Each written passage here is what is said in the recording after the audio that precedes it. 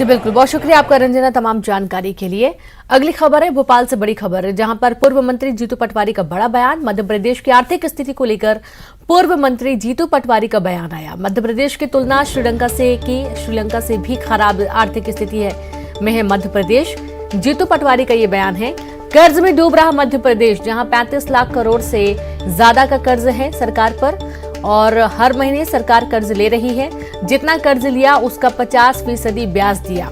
शराबबंदी को लेकर पूर्व सीएम उमा भारती को लेकर दिया बयान। उन्होंने जब उनका हिस्सा नहीं मिलता तो शराब दुकान पर चली जाती हैं और भ्रष्टाचार का हिस्सा नहीं मिला उमा भारती को, इसलिए दुकान के लिए बाहर चली जाती हैं। भ्रष्टाचार के हिस्से की लड़ाई है। बड़ी खबर आपको दे रहे हैं भोपाल से। तो ये कहीं ना कहीं एक बड़ा आरोप भी जीतू पटवारी लगा रहे हैं। श्रीलंका में जो हालात है उसी हालात का वो देश है, हमारा प्रदेश है, पर मध्य प्रदेश की तुलना करें तो उससे खराब स्थिति है आज। ये चिंता का विषय है। इस कर्ज लेकर हम करते क्या है? ये कर्ज लेना चाहिए, विकास के लिए लेना चाहिए, उत्पादन, उद्योग, व्यापार, बच्चों के रोजगार के लिए लेना चाहिए, पर कर्ज लिया किस लिए जा रहा है? हर महीने लिया जा रहा है, हर महीने। और ज्यादा जानकारी के साथ संवाददाता शरद लाइव जुड़ गए। शरद, देखा जा रहा है कि पूर्व मंत्री जीतू पटवारी बीजेपी पर निशाना साध रहे थे और खासतौर पर सरकार जो कर्ज ले रही है उसको लेकर उन्होंने निशाना साधा।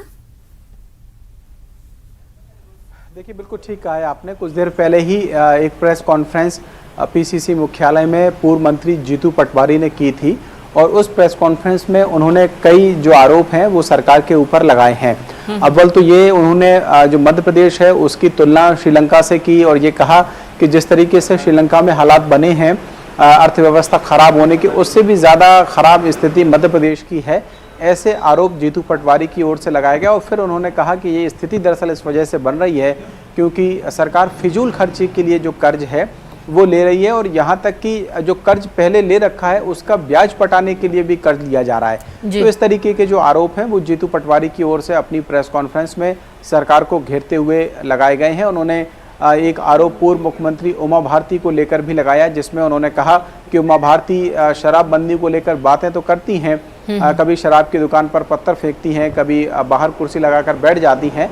ये सब दरअसल जो भ्रष्टाचार की हिस्सेदारी है वो न मिल पाने की वजह से वो कर रही हैं। असली मकसद उनका शराबबंदी या नशा मुक्ति नहीं है। तो इस तरीके के बहुत सारे जो आरोप हैं वो विपक्ष की ओर से, जीतू पटवारी की ओर से सरकार पर लगाए गए हैं। जी बिल्कुल शरद, और ये बहुत ही बड़ा और संगीन आरोप है। जैसे कि उमा भारती बार बार शराबबंदी को लेकर मुखर हो रही हैं और पहले भी जब कई बीजेपी के बड़े नेताओं से बात हुई तो उनका यही कहना था कि इस पर विचार किया जा रहा है, लेकिन एक बार फिर से भ्रष्टाचार का हिस्सा नहीं मिलने की वजह से उमा भारती बार बार शराब की दुकान पर चली जाती हैं। ये एक बहुत बड़ा आरोप है शरद।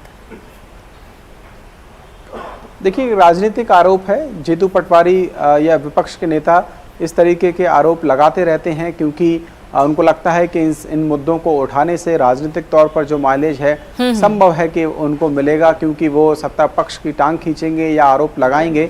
जहां तक बात शराबबंदी की, फिर क्योंकि इस पर जब चर्चा होगी तो फिर बहस दूर तक जाएगी कि तब जब कांग्रेस की सरकार थी तब आखिरकार शराबबंदी को लेकर कितने कदम उठाएगा। लेकिन हाँ, एक बात जरूर है, जो जीतू पटवारी के राजनीतिक आरोपों को अगर खारिज भी कर दिया जाए, उनको इतर रख दिया जाए, तो जिस तरीके से उमा भारती बीच बीच में शराब दुकानों के बाहर खड़ी हो जाती हैं, कभी वो पत्थर फेंक देती हैं या कभी दुकान के बाहर, शराब दुकान के बाहर अपनी कुर्सी डालकर बैठ जाती हैं, तो इससे सरकार के लिए जरूर मुश्किल हो जाती है, क्योंकि उन्हीं की पार्टी की सरकार है और वो खुद ही अगर दुकान के बाहर खड़े होकर पत्थर फेंकेंगी या शराब की दुकान के बाहर कुर्सी लगाकर बैठेंगी तो निश्चित तौर पर विपक्ष को सवाल खड़े करने का मौका मिलेगा और उस मौके को ही कहीं ना कहीं जीतू पटवारी के।